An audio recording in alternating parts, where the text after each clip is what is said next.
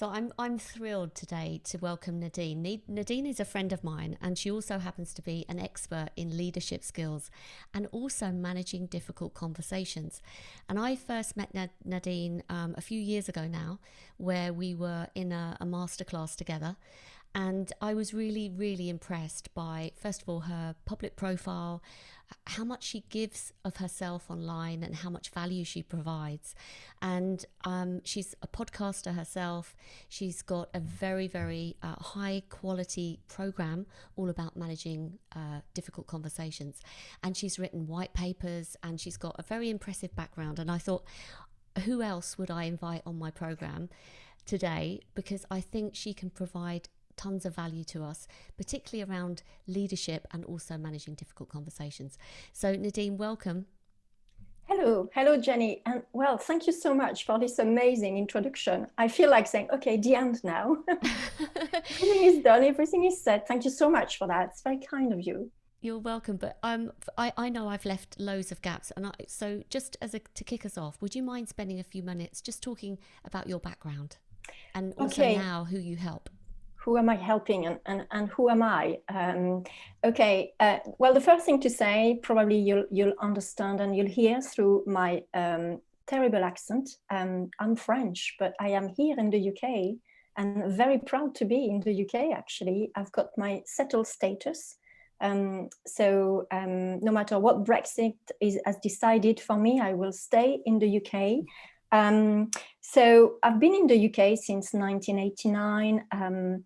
Have done all my career in the UK in education, about 25 years in education. I did 2 headships, secondary, and I have 4 children. And at the moment, when I was thinking about, how shall I introduce myself when Jenny's going to ask me that question, I thought of usually I would say, well, I'm an executive and leadership coach and I'm a workplace mediator. But at the moment, I feel that I've got different hats that I am wearing at the same time. I have 4 children. 3 of them are in the world of work, and one of them is still at uni. She's at King's in her final year. So at the moment, I am a mother. Every day, my children are contacting me since COVID. I'm a wife of an amazing person.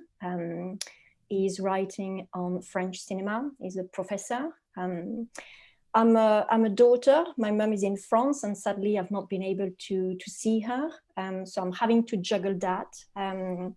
And I have my own company. So I'm a businesswoman. And I've had my own company for the past 5 years now. I left my headship in 2016, so I'll start my 5th year. I'm an executive and leadership coach. I'm a workplace mediator. I'm a learning designer because I do a lot of training, leadership training. I have a podcast, you mentioned it, Leading the Coaching Change. I do LinkedIn Live every Thursday at 4 o'clock GMT. And when I was speaking to a client this week, she said to me, so when do you have all the time to do that and to work full time as well? And I think that when you have passion, you can do it all. And because you do it every day, and because you have consistency, it's easy to do. And you get better at it as well because it's habits. So I'm getting better at editing my podcast or preparing my LinkedIn Live, and so it's it's me really. You can certainly see the passion that comes through with everything you do online. I mean, when you do those LinkedIn Lives, which I think are super valuable, by the way, and anyone that's listening, I would really recommend tuning in because I learned so much. But you can see the energy coming from you, Nadine. It just speaks volumes, and actually, it's very, very attractive. I'm also glad that you introduced yourself in that way, in giving all the context of how many hats you wear, because particularly right now, many of us, we're recording this in January, and many people that we know are locked down and we're kind of fed up, and we've got a lot of the pressures. Some people are managing small children, having to homeschool, others are managing family members, and if you're not ill, it's the boredom, and there's lots of different. So thank you for introducing yourself in such a humanistic way. I really enjoyed that. I think the one thing that with people listening into this, what I was thinking before I was preparing these questions is, because you are an expert in leadership skills, I'd love you to sort of talk to us a little bit about that, because you've met so many very, very senior leaders and you've worked so closely with them. What for you, in your experience, makes a really great leader? Okay, I was reflecting on that actually, and I was thinking about the people I worked with when I was working in education. Well, I still work in education, but in a different way. And I've had the privilege to work with two amazing heads and they have totally shaped who I am today. So the first one was called Derek Wise. He was the head teacher at Cramington. It's now Cramington Learning Village in Northumberland.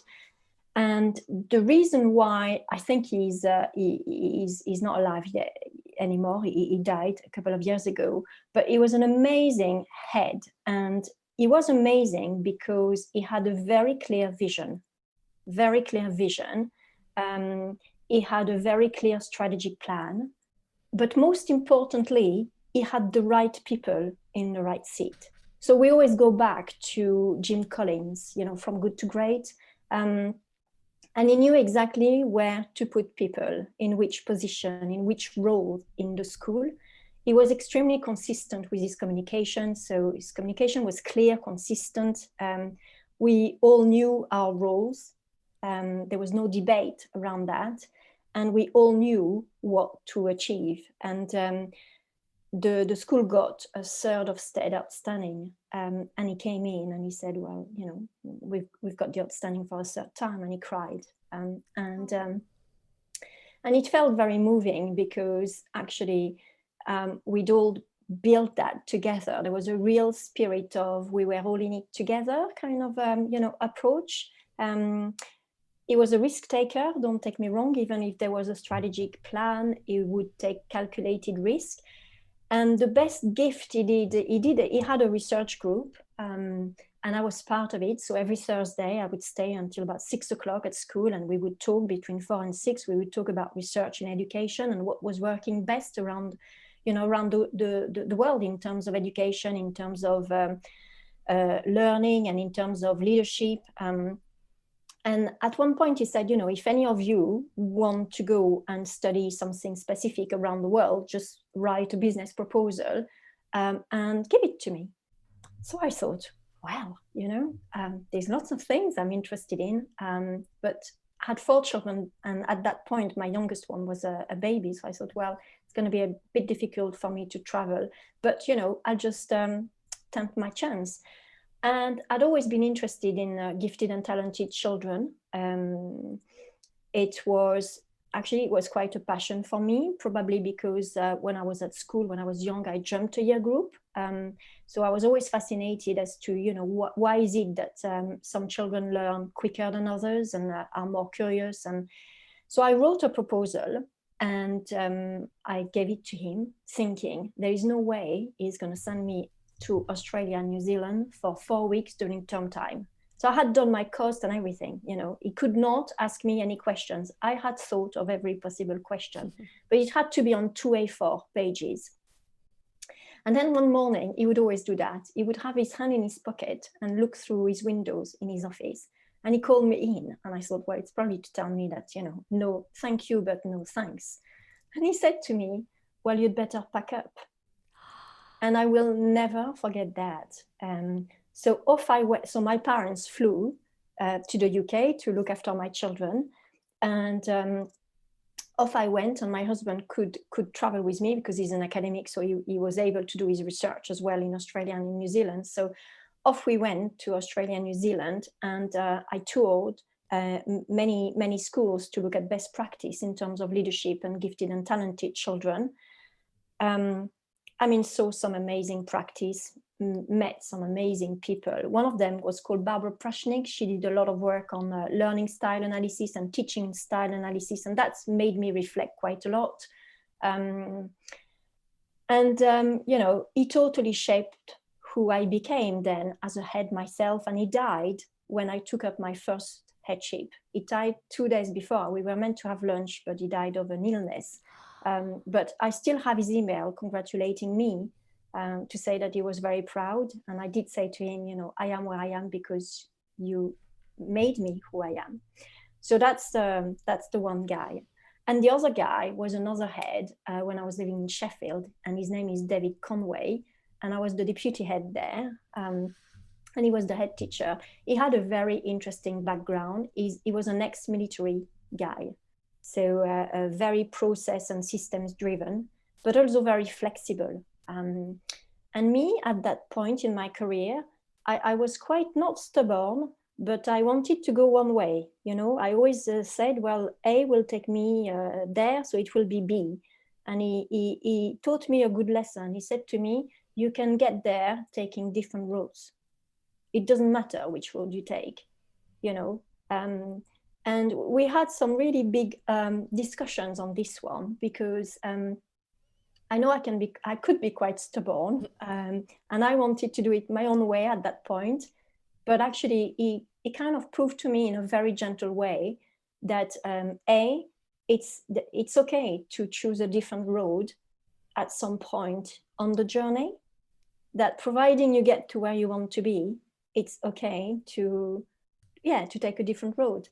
And that stayed with me forever, because that was about the strategy, and he was absolutely right. And the school did very well. And he's an amazing guy, I have to say. He's retired now, but he's amazing. I hope he's listening. I will tell him to listen, because, you know, credit to him. And I have used what he taught me when I was ahead. And I've also used it as a businesswoman. For example, if I really want to work with a client, I will try a different way to get to work with that client. So that's how I am inspired by people. There's loads of lessons in there, those two stories. I love it, because I think everyone, I was listening intently, and I just thought there's so many kind of takeaways there for people that maybe are in leadership positions themselves. So going back to this story about Derek, which I actually had a tear in my eye at the end, you said that he had a clear vision, he had a clear strategy, and he chose the right people. Yep. And I think, tell me a bit more about choosing the right people. How do you make sure that you choose the right people for your team? That's a very good question. I think it's not always about, it's not about qualification always. It's not always about experience. Sometimes it can be about intuition. Let me share something with you. I was in my first headship, and the school that I had taken over needed to change.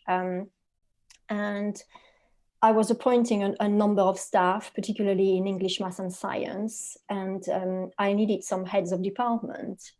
And we interviewed a number of candidates on that day, fairly earlier on in their career types of candidates, and great. And I just felt that they were the right people to be put in a leadership position. So I had 3 people where I thought, you know, my little voice inside me is telling me to offer them the post of head of department, yet they're only NQT, so they've just finished university. They've got no experience really of working, you know, full-time, no experience of leading a team, but they've just got that tremendous potential. So I appointed them. And I remember my colleagues who were head teachers, you know, in the region, in Hampshire, they said to me, have you gone mad to appoint people with no experience? And I said, no, I appointed them on their potential. And I know that they're amazing. They just got to be given the opportunity to be amazing, and they will shine, and I will make them shine. You know, radiance is one of my values. It's very strong, right? So here we were. They were amazing. They delivered. They were totally, I think when I got them that they were appointed and then that they were appointed as head of department, I think they had to sit down because they said, well, we didn't come for that. But actually they were amazing. They delivered, and each of them took their own department and their own people to a really nice place in terms of learning and in terms of outcomes, in terms of success for the children. So to me, that's how we can appoint people. Yeah, I mean, qualifications and experience is nice, but there's more than that. And I've often reflected recently on your intuition.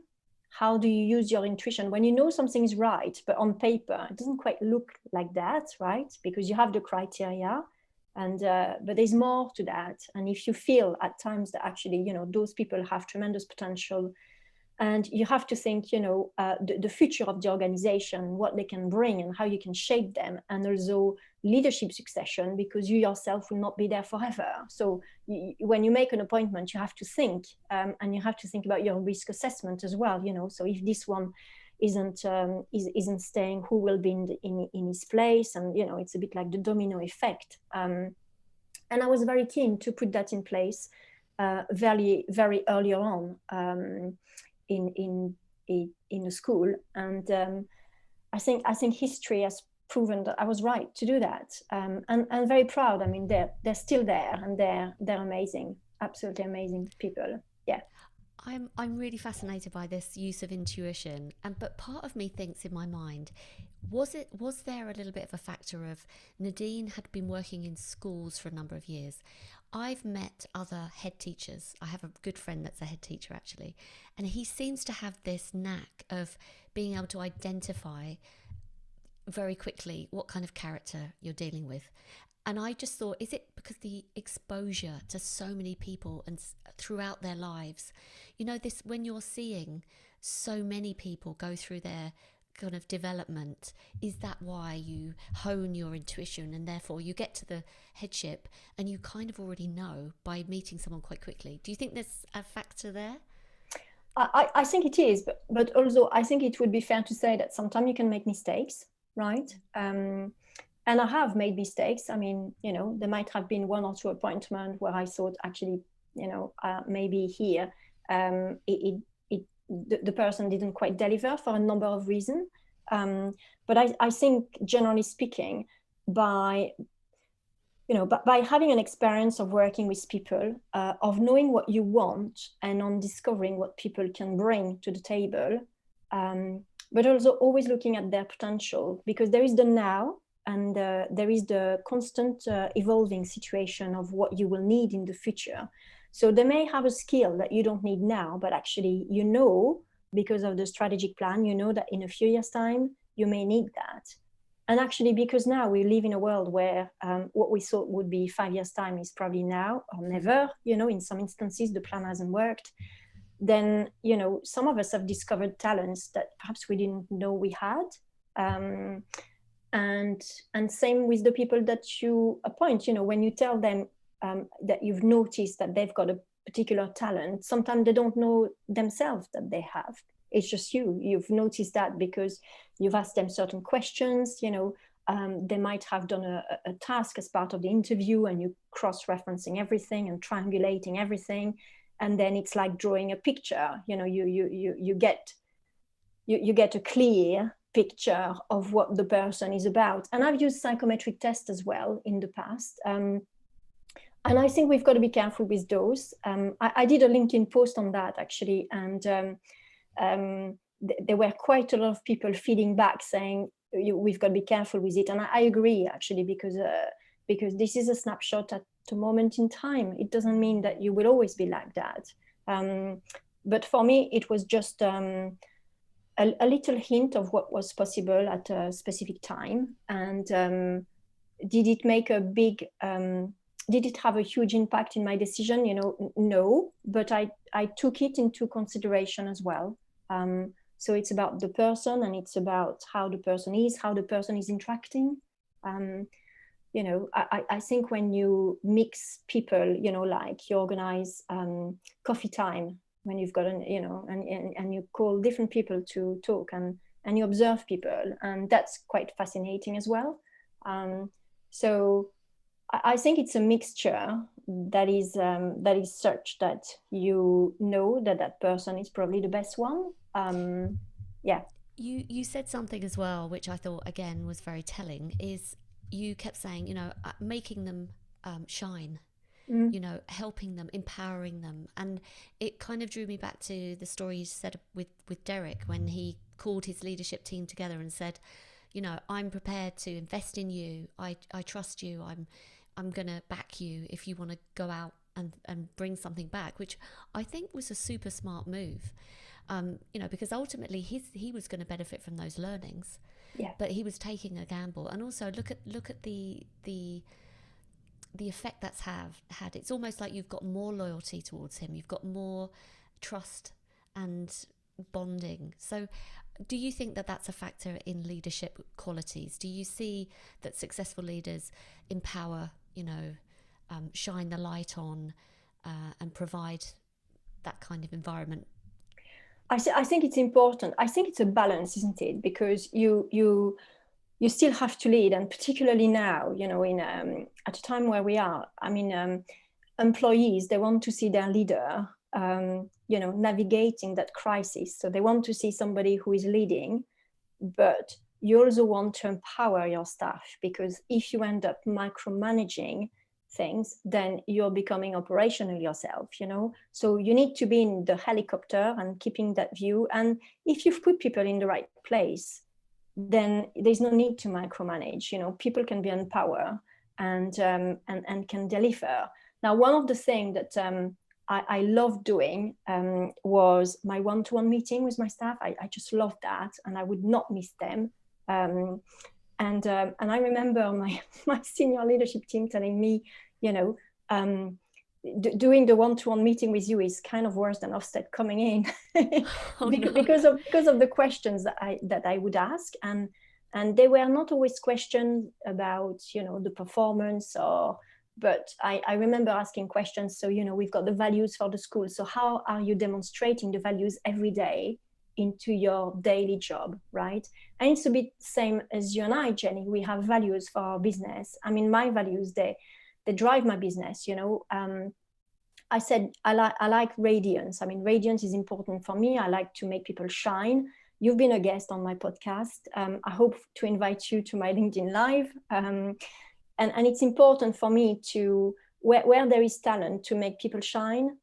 You're the expert in your field, Jenny. I'm not at all. I mean, I am watching you. I could never do what you're doing. You're very, very unique, very expert in it. And I think it's nice to recognize people's talent and to put them on stage and to make them shine, and to applaud, and to say, well, good for you, because you work very hard, so you deserve to be very successful, as you are, Jenny. So that's kind of how I see things. And going back to this tip, you've given some such good tips, I think, if leaders are taking note of these different things. You mentioned how important one-to-ones are, and I believe that they are too. Do you have any practical guidance for a leader that perhaps is thinking, oh, how often should I be having those one-to-ones? What should be the nature of the one-to-ones? How far do the one-to-ones extend beyond my immediate sort of direct reports? Have you got any thoughts on that? Yeah. Well, I could talk to you for hours on one-to-one. I want to get to managing difficult conversations as well. Yeah. Okay. Well, I would say that I think it depends on the organization and on the people that you're line managing. I mean, I was seeing my SLT, every week, but that was the context of, where I was working with the clients that I am working with. Because they are leaders, they are managing teams, they tend to have one-to-one meeting once a month. I think my advice would be put them in the calendar and make sure that they happen. There should be no excuse, that should never be cancelled. And it's very easy to cancel them, right? Because things are happening. So you think, well, I don't need to meet John, he'll be all right, he'll be plodding on. But actually, everybody needs a one-to-one on a regular basis to just, check what's been achieved, and celebrate that, and the support that you can offer as well, the perspective that you can offer. And I mean, for me, it's all about the conversation with your team, because it's all very well saying, well, they're all in their role, so everybody is in the right seat. Well, that's okay up to a point, because life is testing, challenging, and people need support at some point. We all need support at some point, right? But we also need praise. I think that's very important. And it's very difficult at the moment to praise people, because you're on Zoom, with 50 people. And so I think having the one-to-one and being able to pinpoint where people have done extremely well, and to explain to them, actually, it's not only saying, well done, okay? It's explaining the why. Why is it the well done? It's also explaining, okay, so how can we move that further? What can I do to help you? I think all of that is really important. It's also easy for people sometimes to talk and say, yeah, I'm on course with that. It's fine. I've taken care of that. And but you do want to see, you do want to know, because you have to triangulate and make sure that actually your plan is being delivered, right? The plan of the organization needs to be delivered. It's not that people don't trust people, just it's nice to see things. I was talking to one of my clients recently, and she said to me, I don't doubt what my team is doing, but I quite like to see what they're doing, in their one-to-one meeting. Is that bad, Nadine? Does that make me a very operational leader? And I said, no, I think there's nothing wrong with, asking. So what does it look like? Show me, and everybody can bring something to the table. So you can add a little, observation or perspective. And so I think those one-to-one are very, very precious. And there are difficult things at the moment, Jenny, because, we're now a year into COVID, and I'm coming to the difficult conversations now, right? In the first part of COVID, people would hesitate at having kind of what they call difficult conversations, so where we disagree on one thing, right? People would not speak really about the performance, because it's quite hard to tell somebody that you're not quite happy with the performance. Well, a year into COVID, you have to have those discussions now. And some of my clients have been really struggling, because they said to me, face-to-face is bad enough, having those conversations. And now I'm having to do that on Zoom. My colleague is crying. Had she been in my office, I would have known what to do. I'm on Zoom. I know that in 10 minutes, I've got a next meeting starting. So I think now we're having to navigate even more how to handle those conversations, so that we can have them, right? We need to have them, and they don't have to be difficult. We make them difficult because of our perception, our mindset. They don't have to be difficult, but they do need to happen. And for the sake of people as well, because there are many people out there who need the support. People are exhausted, right? We're third week back in January. You've probably I've heard, my clients are saying, I'm exhausted and it's week 3. And I've got a year in front of me, and I'm not allowed to take holidays until May, and I don't know how I'm going to survive. So we're talking a lot about resilience. I'm doing a LinkedIn Live on that this week again.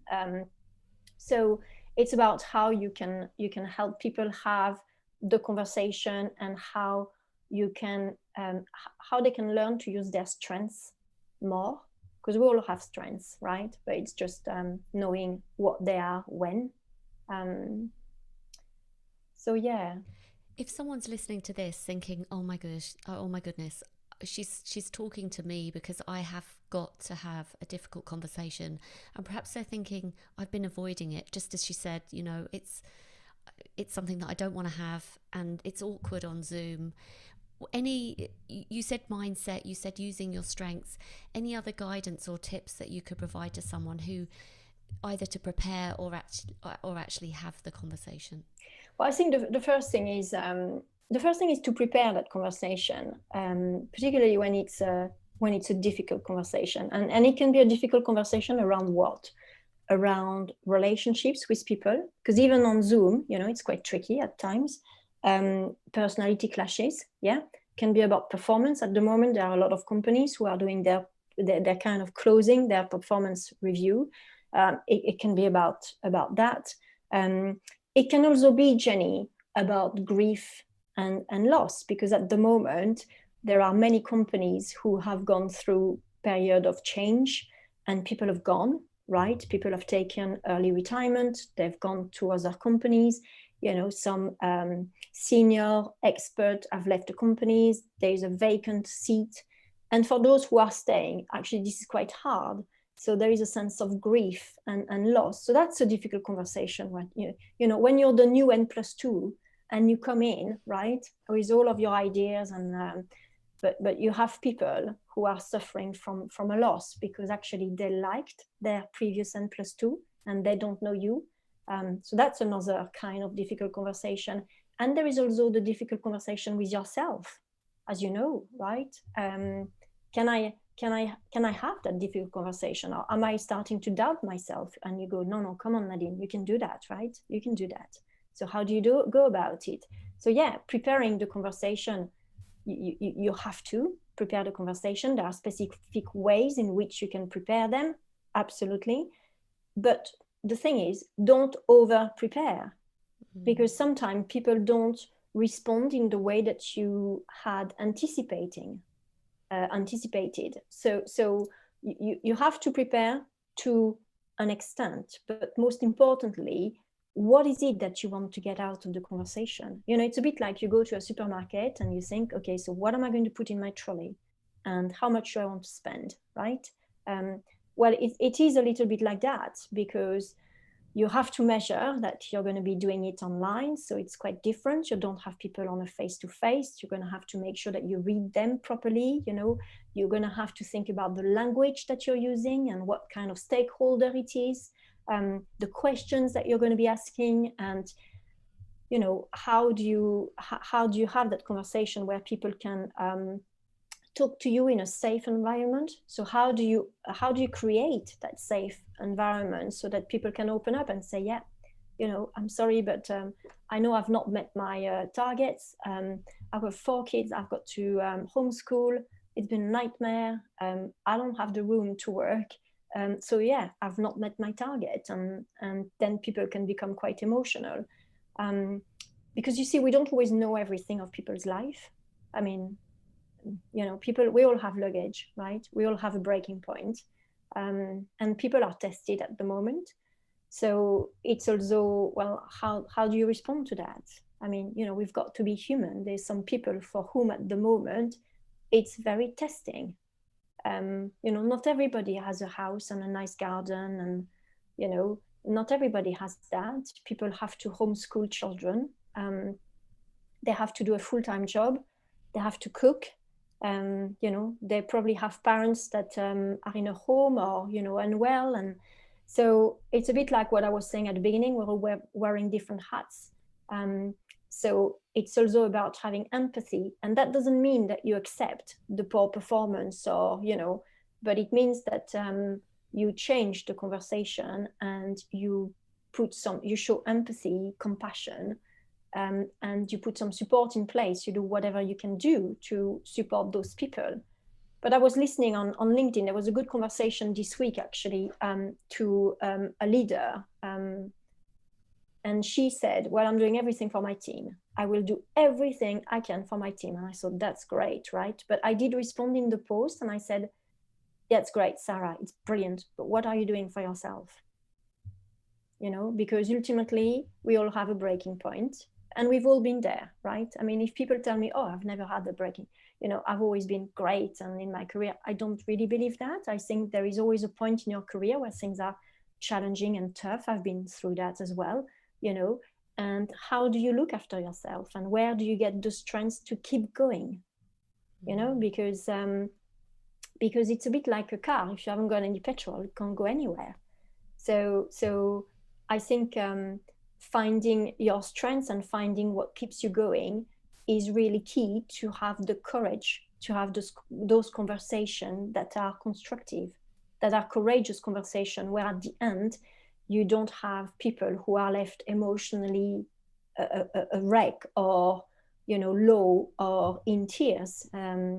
I think we have a sense of duty of care. I think that's really important, and I've always spoken about that, the duty of care for people, no matter what you do. So this is why I spend a lot of time talking to my client about, okay, so how are you going to turn that difficult conversation into a courageous conversation, right? And what do you want to achieve? And then let's work backwards. And what works for one person may not work for the others. I mean, we're all very different. We all have very different DNA, and we're all very different. So there is not there may be a kind of framework, but then you have to use it in the way that it works for you, in the way that you feel confident about it. Because people opposite you, when they are seeing you on Zoom, they're going to see that you're not authentic.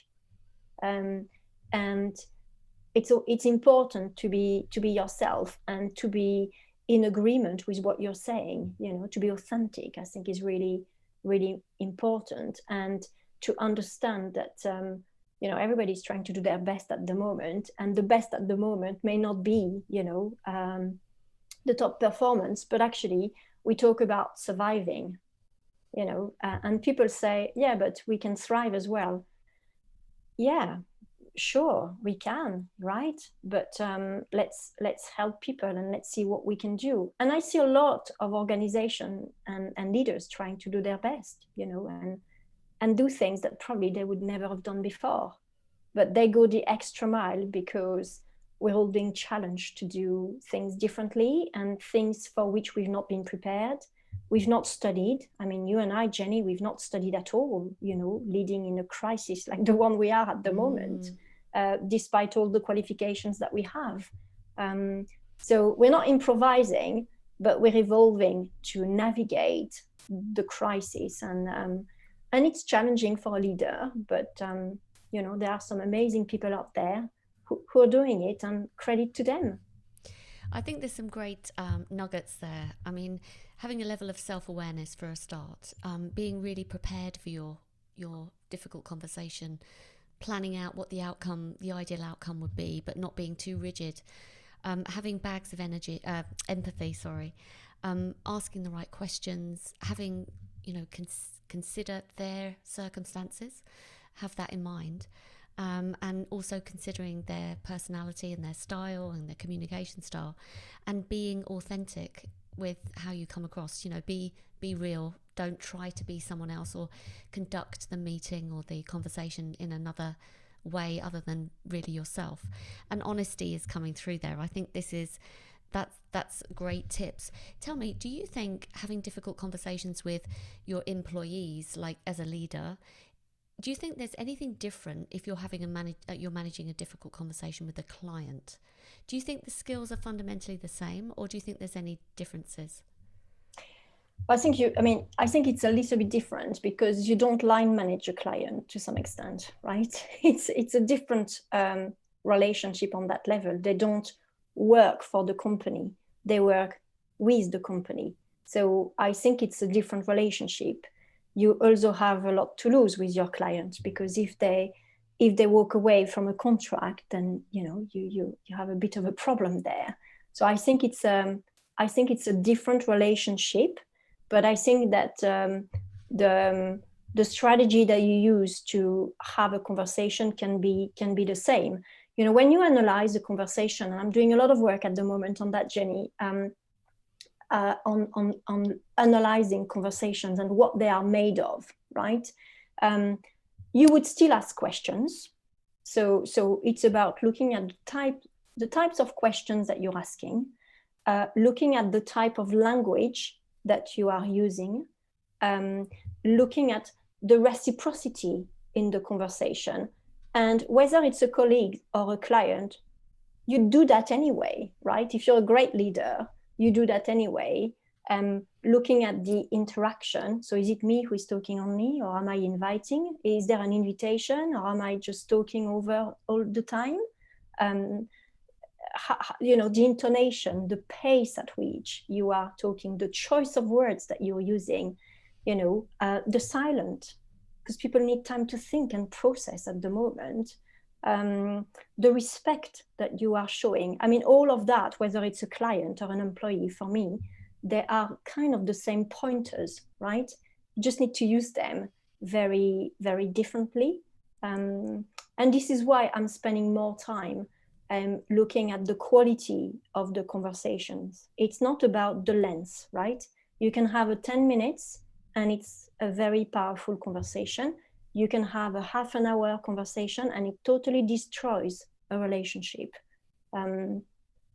So it comes back to who you are and how self-aware of your own practice you have when you are having a conversation.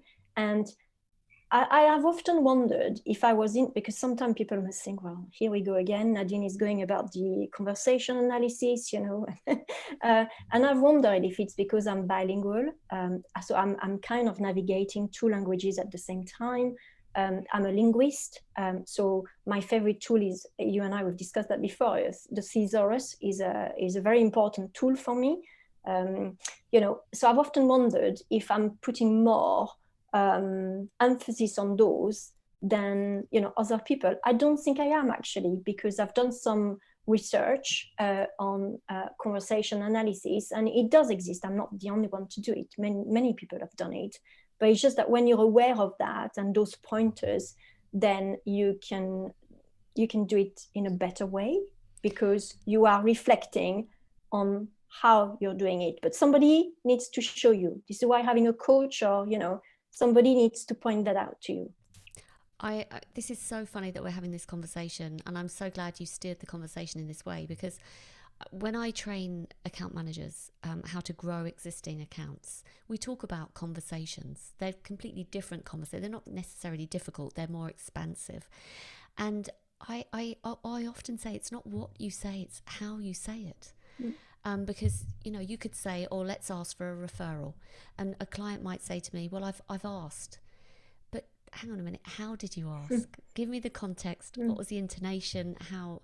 So I love this. And do you think rehearsal is an important factor? Preparation, but what about rehearsal? Or do you think that makes it too staged? Yeah, I've actually done some work on that, because there is a school of thought that says rehearsal are never true conversation, because they are predictable, right? Because you come and it's a rehearsal. It's kind of a role play. It's a simulation. I actually disagree with that. I filmed 3 conversations recently that were a simulation for one of the training that I'm doing online. And it was very authentic. The script, there was an overall context of the situation, and then the actors went with the conversation. And I think that simulation enabled observers to grasp the good points, so the strengths of the conversation, but also what could be improved for the future for them. So I think simulation has a place, but it needs to be the right one. I think it has a place. And, as a linguist, I would say that. I mean, I've learned English doing role plays, right? So without role plays, I wouldn't be able to speak as I do now. And children learn by modeling, by repeating, so I think they do. For me, my school of thinking, the Powrie school of thinking, will be that simulations are helping. There is no doubt. Yeah. Look, clearly you're an expert in this space, and I'm looking at the time, and I just want to be conscious of your time, Nadine, because I know how busy you are. And I was thinking, I would love to for you to tell us a bit more about your program that you have for managing difficult conversations, and also your leadership program that you have. So can you tell us, typically what kind of clients go through this program, and and who would you like most to work with? Okay, so if I say to you that my clients are leaders who are working around the world, they lead teams, multicultural teams, and they are all going through a period of change.